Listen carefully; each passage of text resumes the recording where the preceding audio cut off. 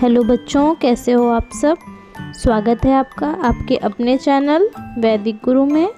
आज की कक्षा का टॉपिक है लिंग किसे कहते हैं और लिंग के प्रकार।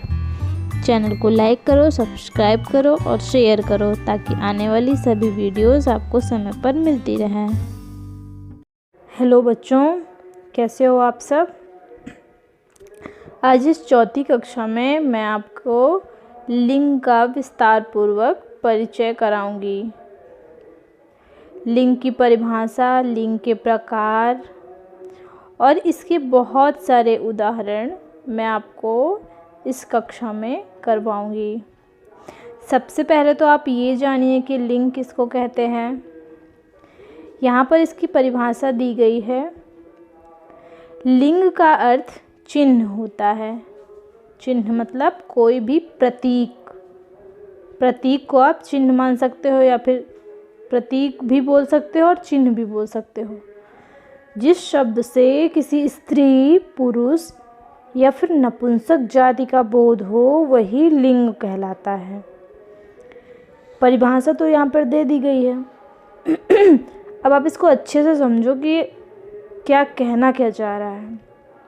इसमें ऐसा बताया जा रहा है कि जैसे कोई स्त्री जा रही है, किसी लड़की को आपने देखा या फिर किसी स्त्री को देखा तो आपको पता चल जाता है कि वो स्त्री है, या फिर कहीं पर किसी का नाम, किसी स्त्री का नाम लिखा है तो उसको पढ़कर या फिर सुनकर आप ये समझ जाते हो कि वो स्त्री है। ऐसे ही पुरुष के साथ भी होता है और नपुंसक लिंग में भी होता है। पुरुष में भी कोई आदमी जा रहा है तो आप उसको देखकर समझ जाते हो कि वो कोई पुरुष है। और नपुंसक क्या होता है, जिसको देखकर हमें कुछ पता ना चले कि ये स्त्री जाति का है या फिर पुरुष जाति का है, तो उसको हम नपुंसक बोलते हैं। तो जब हम ये सब पता कर लेते हैं, जब ये स्त्री को देखकर, पुरुष को देखकर, नपुंसक को देखकर हमको ये पता चल जाता है कि ये क्या है, तो वही लिंग होता है। उनकी जातियाँ पता चल जाती हैं कि वो स्त्री जाति का हैं, कि पुरुष जाति के हैं, कि नपुंसक जाति के हैं, तो वही क्या होता है, लिंग होता है। अब लिंग कितने प्रकार के होते हैं, यहाँ पर देखिए चार्ट बनाया है, उसके हिसाब से आप इसको याद रखिएगा। लिंग 3 होते हैं। लिंग 3 होते हैं। सबसे पहला पुल्लिंग होता है, दूसरा स्त्रीलिंग होता है और तीसरा होता है नपुंसक लिंग। पुल्लिंग पहला, दूसरा स्त्रीलिंग, तीसरा नपुंसक लिंग। ये तीनों प्रकार हैं लिंग के। लिंग के तीनों प्रकार यहाँ पर दिखाए गए हैं, आप इसको अच्छे से याद रखिएगा। देखिए लिंग के प्रकार हो गए हैं। अब हम आगे आपको पहला लिंग पुल्लिंग के बारे में बताएंगे। पुल्लिंग वह होता है जिससे हमें किसी पुरुष जाति का बोध होता है। कोई आदमी, ठीक है, कोई आदमी जाति का जब हमें पता चलता है तो वह होता है पुल्लिंग। जैसे हमने रास्ते में किसी को जाते हुए देखा तो हमें उसको देख के पता चल जाता है कि ये कौन है, तो उसमें जो आदमी होता है, पुरुष होता है, उसको देखकर जब हमें पता चल जाता है तो वही होता है पुल्लिंग। आदमी और औरत जो होते हैं, इसमें जो आदमी होता है वो पुल्लिंग होता है। जैसे लड़का हो गया तो वो भी पुल्लिंग हो गया, ठीक है। अब आगे देखिए, यहाँ पर कुछ उदाहरण दिए गए हैं, उनको हम समझेंगे। सबसे पहला उदाहरण देखिए, बालकः। सबसे पहले उदाहरण में आपको बालकः दिया गया है। अब इसका मैंने हिंदी ट्रांसलेट भी कर दिया है। बालकः संस्कृत में है तो इसको हमने हिंदी में जब ट्रांसलेट किया तो ये बालक हुआ। अब देखिए यहाँ पर क है तो उसको मैंने अलग कर दिया है। क को जब मैंने अलग किया तो क हलंत हो गया और ये व्यंजन हो गया। जब इसमें से हमने स्वर निकाला तो ये आ गया। अब अगर आपको कभी नहीं समझ में आए कि पुल्लिंग को हम कैसे पहचानें, तो आप ये देख के पहचान सकते हो कि अगर शब्द के अंत में आ आता है और विसर्ग का चिन्ह होता है तो वो पुल्लिंग कहलाता है। जब शब्द के अंत में आ हो और विसर्ग हो तो वह पुल्लिंग कहलाता है। जनरली मैं ये बात कह रही हूँ। इसके बाद दूसरे नंबर पर देखिए, यहाँ पर लिखा है वृक्षः। वृक्षः हो गया संस्कृत। इसका जब हम अनुवाद करेंगे तो ये पेड़ हो जाएगा। इसमें भी वही बात लागू होती है। इसके बाद तीसरे नंबर पर आएगा छात्रः, छात्र। ठीक है, छात्रः का हिंदी में अनुवाद करेंगे तो ये छात्र आएगा। फिर रामः, राम होगा। फिर यहाँ पर देवः, देवता। देवता ईश्वर जो होते हैं ना, उनको संस्कृत में देव बोलते हैं, देवः। तो इसका अनुवाद करके हमने देवता बनाया।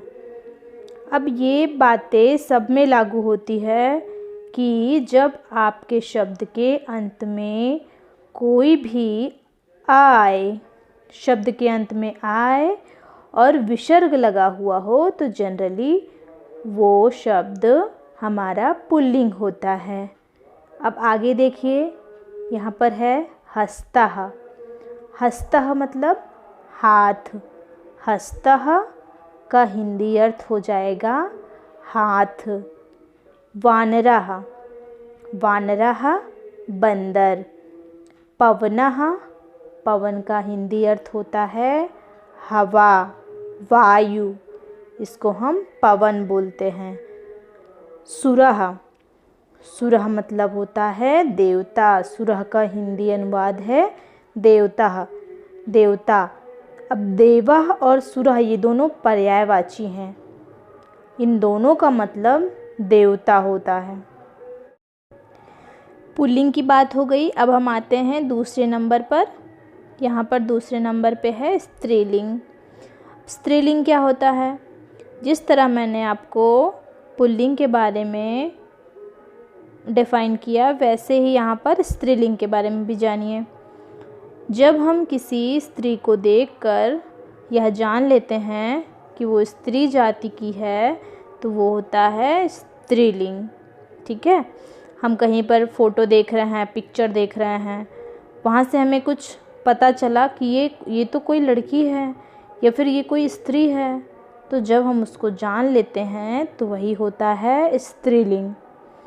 अब यहाँ पर देखिए, इसका कुछ उदाहरण दिया हुआ है, इसको आप ध्यानपूर्वक देखिए। पहला नंबर पे है शिक्षिका। शिक्षिका का हिंदी अर्थ होता है अध्यापिका। अजा, अजा मतलब बकरी। अजा का हिंदी अनुवाद हो गया बकरी। कन्या, कन्या का हिंदी अनुवाद हो गया लड़की। नेक्स्ट देखिए, लता है तो ये किसी का नाम है, लता। लता नाम होता है तो लता मतलब लता। दया, ये हमारी कोई भावना हो गई, फीलिंग्स, दया। अब यहाँ पर कुछ संख्याएं देखिए दी हुई हैं, जिसमें पहली द्वितीया 2, तृतीया 3, चपला, चपला मतलब बिजली होती है और लक्ष्मी भी होती है, चपला का मतलब। आगे देखिए माला, फिर अबला। अबला का मतलब होता है कोई कमज़ोर स्त्री। माला का मतलब जो आप माला पहनते हो वो वाली माला है ये।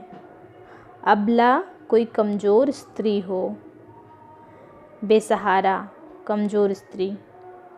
बालिका लड़की हो गई। अब मैंने जिस तरह पुल्लिंग में आपको समझाया था कि आप कैसे पहचानोगे कि ये पुल्लिंग है, वैसे ही स्त्रीलिंग में देखिए कि अंत में देखिए दिया हुआ है शिक्षिका। शिक्षिका में का में देखिए गोला किया हुआ है, बड़ा की मात्रा है। ठीक है, तो कुछ कुछ ऐसे वर्ड, ऐसे शब्द होते हैं जिसको देखकर ये पता चलता है कि वो स्त्रीलिंग का है, लेकिन वो स्त्रीलिंग नहीं होता है। उनको मैं आपको बाद में बताऊंगी। लेकिन जनरली ऐसा होता है कि जब हमारे शब्द के अंत में बड़ा आ होता है तो वो क्या होता है, स्त्रीलिंग में होता है। जैसे देखिए यहाँ पर शिक्षिका है, तो शिक्षिका को कैसे अलग, लास्ट में का है, का बड़ा का है, तो यहाँ पर हमने अलग कर दिया है, का को अलग किया, व्यंजन अलग हो गया, और आ जो है बड़ा आ स्वर जो है वो अलग हो गया, तो यहाँ पर शिक्षिका हो गया। तो का में बड़ा की मात्रा लगी है तो ये क्या हो गया, स्त्रीलिंग हो जाएगा। इसी तरह देखिए संस्कृत है में, हाँ हिंदी में आप मत देखिएगा कि यहाँ पर आप देख लीजिए कि यहाँ पे अजा मतलब बकरी है, तो बकरी तो हिंदी हो गया ना। संस्कृत की बात कर रही हूँ मैं कि संस्कृत में जनरली ऐसा होता है कि कभी कभी कुछ कुछ शब्द आपको ऐसे मिल जाएंगे जिसमें ऐसा नहीं होगा कि वो उसमें बड़ा लगा हो और वो स्त्रीलिंग ना हो, लेकिन जनरली ऐसा होता है कि जो अंत में जब बड़ा होता है तो वो स्त्रीलिंग होता है। इसी तरह जब यहाँ पर नीचे आइए देखिए अजा, तो जा में भी बड़ा की मात्रा लगी हुई है। इसी तरह कन्या, तो या में भी बड़ा की मात्रा लगी है। लता, ता में भी बड़ा की मात्रा है। फिर दया, या में भी बड़ा की मात्रा है। अब यहाँ पर कुछ संख्याएं होती हैं वो भी स्त्रीलिंग में होती हैं, जैसे द्वितीया हो गया, तृतीया हो गया। अब या में देखिए बड़ा की मात्रा लगी है ना, द्वितीया के अभी या में भी लगा है और तृतीया के या में भी लगा है, तो ये दोनों क्या हो गई, स्त्रीलिंग हो गई। इसी तरह चपला, चपला में भी ला में बड़ा की मात्रा लगी है। माला में भी लगा है, अबला में भी, बालिका में भी। तो ये सारे शब्द जो हो गए ये सब हो गए स्त्रीलिंग। ये सब स्त्रीलिंग के अंतर्गत आते हैं और स्त्री जाति का बोध कराने वाले होते हैं। इसलिए इन सब को हम स्त्रीलिंग समझते हैं। देखिए हमने 2 लिंग पढ़ ली है, अब तीसरे लिंग पर आएंगे। तीसरी लिंग है नपुंसक लिंग। नपुंसक लिंग वह होता है जिसको देखकर या पढ़कर हमें ये पता ना चले कि ये स्त्री जाति का है या फिर पुरुष जाति का है, तो वो होता है नपुंसक लिंग, जो ना तो स्त्री जाति का बोध कराए और ना ही पुरुष जाति का बोध कराए, वह होता है नपुंसक लिंग। अब अपनी भाषा में आप इसको समझिए कि नपुंसक लिंग वह होता है जिसको देखकर हमें ना तो किसी स्त्री जाति का और ना पुरुष जाति का बोध होता है, तो वह होता है नपुंसक लिंग। अब यहाँ पर उदाहरण दिया हुआ है, देखिए पहले इन सब शब्दों का हिंदी में अर्थ समझिए क्या है। कूलम, कूलम मतलब तट होता है, तट मतलब किनारा हो गया। जैसे नदी का किनारा, तो उसको संस्कृत में हम क्या कहेंगे, कूलम कहेंगे। इसी तरह जलम हो गया, जलम जल। आम्रम, आम हो गया। पुष्पम, पुष्पम मतलब फूल हो गया। पुष्प होता है ना, संस्कृत में पुष्प बोलते हैं और उसका हिंदी में अनुवाद करेंगे तो वो फूल हो जाएगा। इसी तरह आम, आम जो होता है आम्रम, आम हो जाएगा वो। कमलम, कमल हो जाएगा, कमल का फूल। ठीक है। अब पत्रम, एक पत्ता भी होता है पत्रम, और एक पत्र भी होता है जिसपे आप लिखते हो, पत्र लेटर होता है ना, वो वाला पत्र। इसके बाद है पुस्तकम, पुस्तकम पुस्तक होता है। फलम, फल होता है। अब यहाँ पर देखिए कि कूलम, तट को देखकर आपको लग रहा है कि ये कोई स्त्री है या फिर पुरुष है। इसको देखकर हमें ऐसा कुछ नहीं लग रहा है कि ये स्त्री जाति का है या पुरुष जाति का है, तो हम तुरंत आइडिया लगा लेंगे कि ये क्या है, जरूर नपुंसक लिंग होगा। तट को देखकर हमें ये पता चल रहा है कि कोई ना तो कोई स्त्री है और ना कोई पुरुष है।